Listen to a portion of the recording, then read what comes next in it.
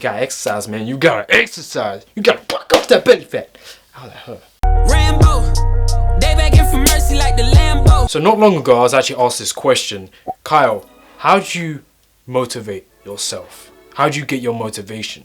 And I just wanted to share this video. I wanted to give you this video, give my perspective, give my advice on how I actually motivate myself to exercise. Now, if you noticed already, my previous video, I actually did a challenge where I did 100 push-ups, 100 sit-ups and 100 squats over the course of 30 days. If you haven't watched it, that's fine. I recommend you go and watch it, because you'll see in that video I came across a lot of obstacles and difficulties, and I share my experience on what I did and the fact that I had to push past these boundaries, sort of my own personal journey. And it was really a test. It was really something which allowed me to focus on and push past my mental barriers as well. So I do recommend you watch that video. But I wanted to share some advice and give you some tips on how I motivate myself to exercise, so you guys can actually do the same. Now, when it comes to motivation, the best form of motivation is internal. It's internal motivation, because that's the reason why you go get up in the first place, in order to actually exercise, to go to the gym, to work out, right? Because you are doing it out of personal gain, a personal reward. If you work out and you're doing it to be much more healthier, you're doing it for the feeling to be healthier, to be more energetic, to have, you know, a lot more energy during your day, and more positive as well, because you'll go look at yourself and you think, oh, like, I look good. It makes you feel like you are in a good mood. Now, external motivation is good as well. You know, you can listen to Tony Robbins or Hi, this is Tony Robbins. Listen, Tony Robbins or Les Brown or Eric Thomas, or even watch my YouTube videos in my motivational playlist, which I do recommend you check out. I might as well plug it. But this is the thing.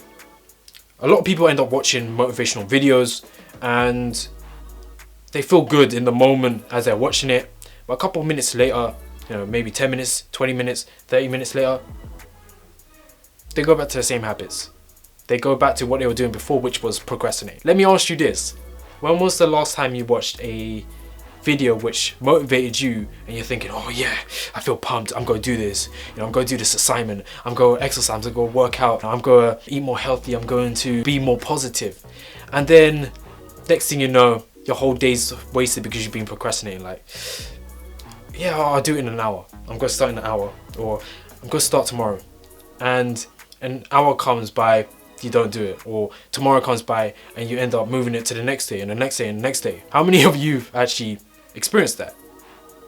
Be completely honest with yourself. Really think about that. You need to be able to use it in the right context. Use it effectively. I watch motivational videos and procrastinate. Like, that's the reason why I brought it up in the first place. However, what I realized is the best way to watch these sort of motivational videos, or, you know, external motivation, is to do it as you are doing something else. You already use that internal motivation in order to get up and do something, and you just use that as an extra boost. Like, most times when I actually watch motivational videos, it'll be as I'm traveling to the gym, or as I'm working out, or as I might be doing something else which might not even be related to exercise. It is while I am doing something. I already use my internal motivation, my own initiative, to go out and actually do that thing, and just use the motivational video to sort of boost my productivity, boost my energy, to make me feel like even more crazed and excited. And I feel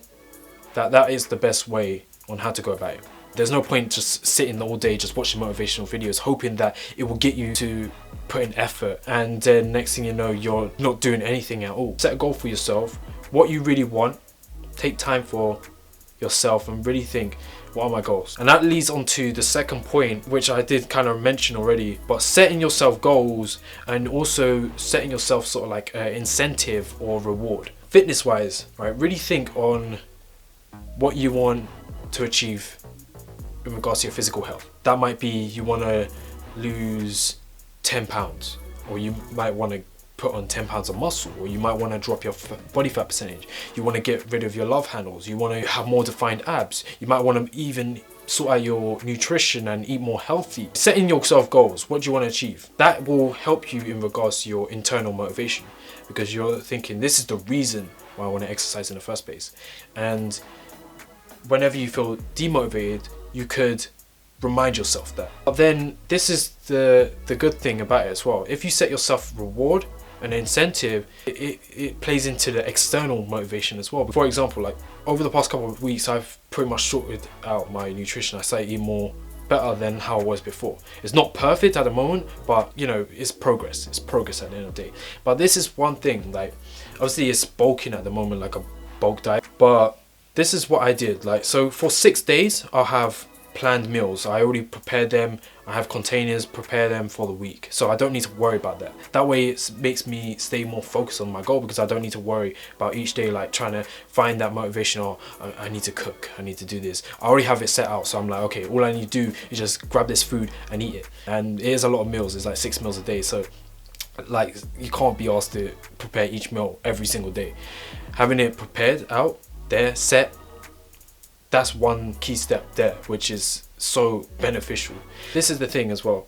This is where the incentive comes in. So for 6 days in that week, I'll eat that food which I prepared. The 7th day, I'll have something like a cheat day, where I'm like, okay, I can eat whatever I want. You don't need to necessarily throw away, you know, all your favorite food and think, oh yeah, I can't eat cake, I can't eat this, I can't eat that. You know, all these food which are, you know, delicious and scrumptious. I love food, but instead you could be like, okay, so if I eat healthy for 6 days, on that last day I could have a cheat day, I could eat whatever I want. You feel good because you're having an incentive there. Or your incentive might be that if you drop a certain amount of weight, you could fit into this dress size, or you could fit into this shirt size, a shirt size or dress size which you always wanted to fit into. It sort of reminds you, and having that visual image in your mind as well will help you out. You already see it before it's happened. If you keep reminding yourself that image, it will motivate you in the times where you feel not motivated. Also, schedule your workouts and track your progress. Now, I know what specific days I'm working out, what body parts I'm working out on those days. So Monday, I'm working out chest and triceps. Tuesday, back and biceps.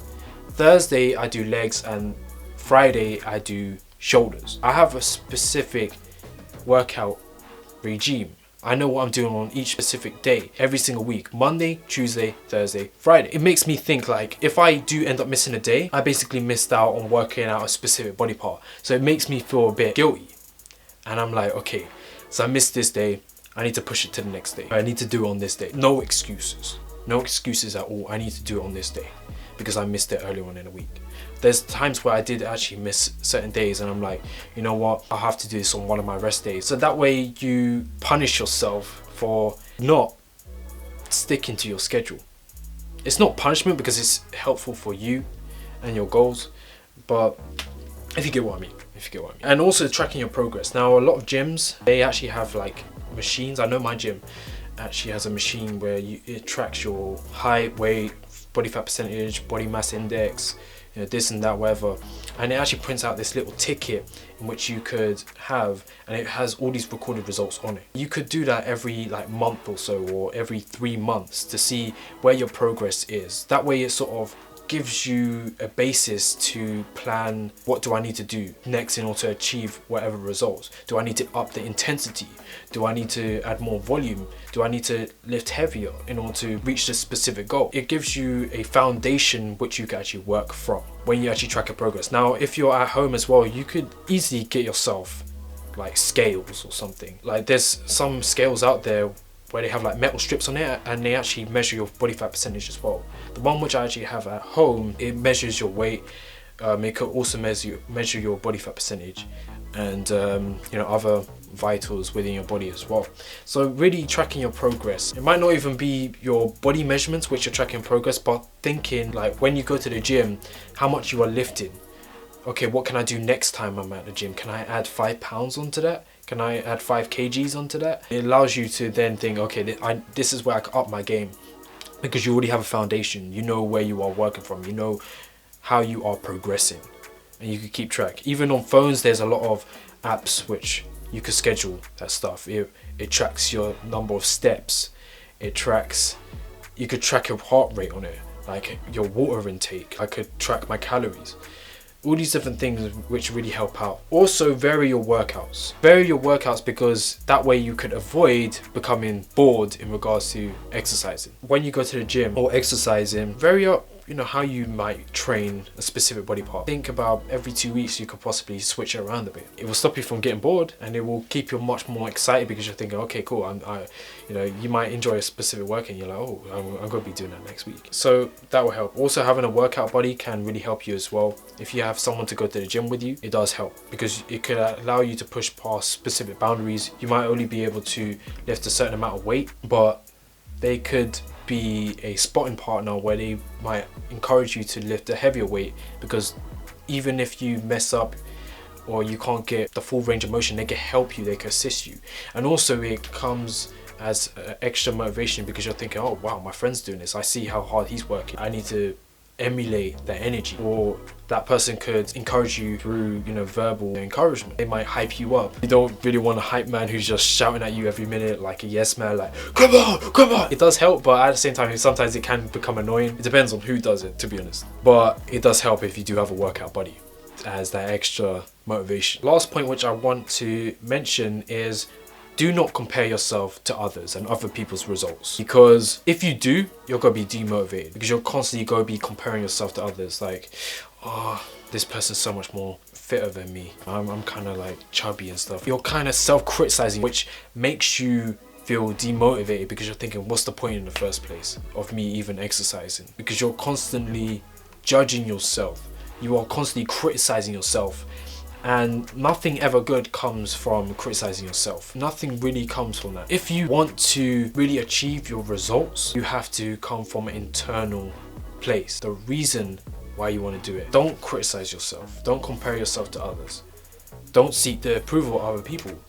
Don't feel ashamed to be in the gym and you're working out and thinking what other people think, because they don't really care. They don't really care. They're not watching you. They're focusing on their workout. They're not watching you at all. So don't think, oh, like I don't know how to do this specific exercise. Like, I'm afraid of messing up. Try it anyways. Do it with a lightweight. Try to get the full range of motion. Try to get the proper form. And start from small. Even if you're lifting light weights, don't think, oh wow, this person lifts like 50 kgs, I need to do that, when you can't even lift 10 kgs. Start small, start from scratch, and slowly progress, because eventually you'll get to that point. But if you compare yourself like that and you end up trying to do things which other people are doing, you could either injure yourself or you could injure yourself mentally. Like literally that, you could injure yourself physically or mentally. So I hope this is of value. Hope you've learned something from this. I hope these tips have been useful to you. If you have any other questions, feel free to reach out to me on social media. All my social media is in actually the description box. If you are new to my channel, go and subscribe, my little leprechauns. I know you want to do that because why not? I'm too sexy for this camera right here, so might as well do it. You know, help me out with my modeling career, innit? But I hope this is of value.